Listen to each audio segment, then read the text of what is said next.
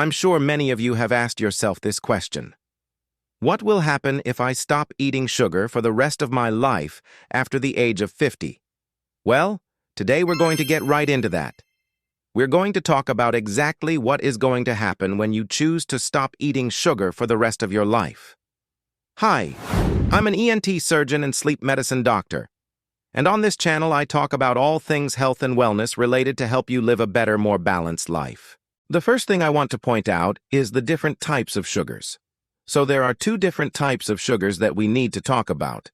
One is added sugar, and the other one is the sugar that's naturally occurring in fruits or vegetables.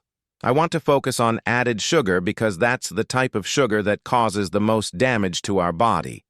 Added sugar comes in many forms. It can be in the form of high fructose corn syrup, or it can be in the form of glucose syrup, or even table sugar, which is sucrose. These type of sugars are bad for your body. They lead to inflammation, they lead to weight gain, and they can cause problems with your brain function, your memory, and your cognition. So let's break down exactly what happens when you stop consuming these type of sugars. The first 3 days are always the toughest. During these 3 days, you're going to experience intense sugar cravings. You're going to feel like you need that sugar, but trust me, you don't. Your body can overcome these cravings, but it takes some time, so be prepared. Have non-sugary snacks around, so when those cravings come, you can snack on something else. It might be a little bit difficult at first, but once you push through those first few days, it gets easier. On day 3, you might start feeling low energy. That's because when you stop consuming sugar, your body has to now burn off all the sugar that's inside your body. It takes about 3 days to burn off all that sugar. Once your body burns off all that sugar, you'll start to feel more energetic. You'll start feeling better. You'll feel lighter.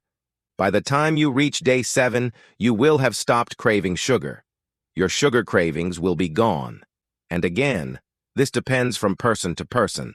Some people it might take longer than 7 days, but most people by 7 days their cravings have subsided. By the time you hit 2 weeks, you're going to notice that your skin is brighter. You're going to notice that your skin is less wrinkled.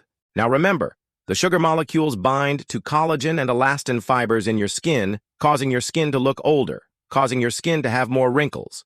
When you stop consuming sugar, those sugar molecules leave your collagen and elastin fibers, and your skin starts looking better. So by 2 weeks, your skin is brighter, your skin is more elastic, and you're also going to notice that your skin is going to start healing faster. So if you have any cuts or scrapes, those are going to heal faster. By the time you hit 1 month, you're going to notice tremendous benefits. Your blood pressure is going to go down, your heart rate is going to go down, you're going to have better cardiovascular health. Why is that? Because sugar molecules, when they're in your bloodstream, they cause damage to the lining of your arteries, causing inflammation, leading to plaque buildup.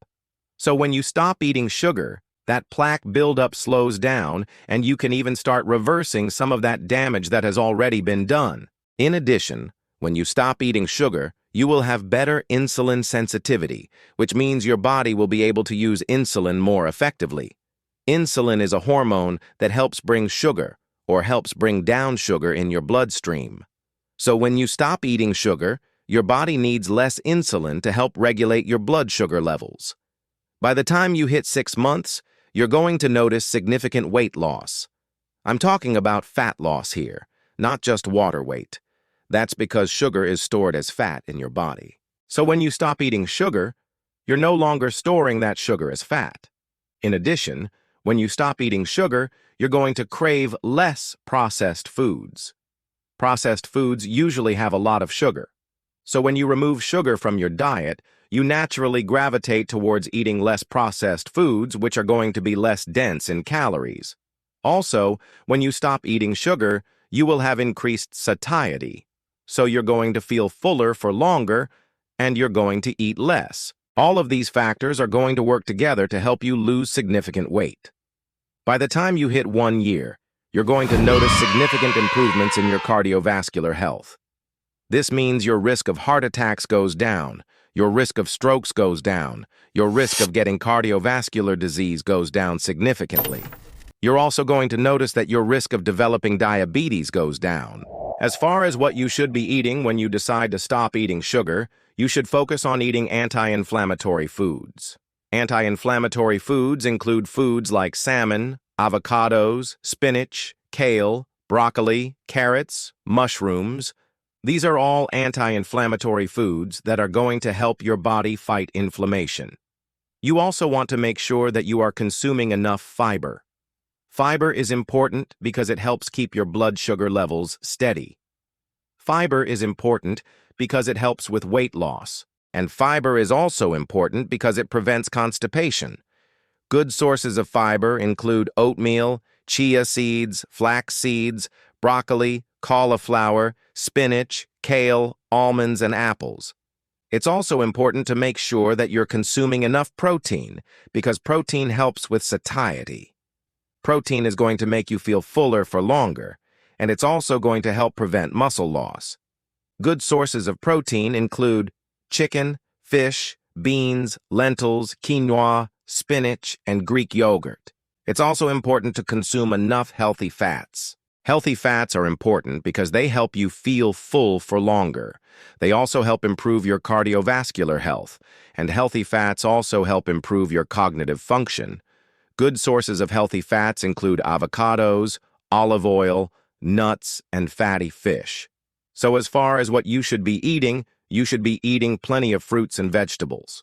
Fruits and vegetables are low in calories, and they're packed with nutrients, vitamins, minerals, and fiber. They're also going to be less dense in carbohydrates, so you can eat a lot of them without consuming too many carbs. As far as portion control, when you're eating fruits and vegetables, there's really no portion control. Eat until you're full.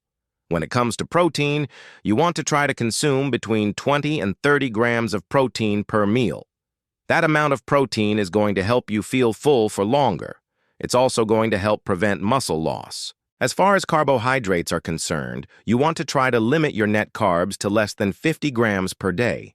Net carbs are calculated by taking the total carbs and subtracting the fiber. So, for example, if you have a piece of bread that has 20 grams of carbs and 3 grams of fiber, then you would subtract the 3 grams of fiber from the 20 grams of carbs, leaving you with 17 net carbs. You want to try to limit your net carbs to less than 50 grams per day.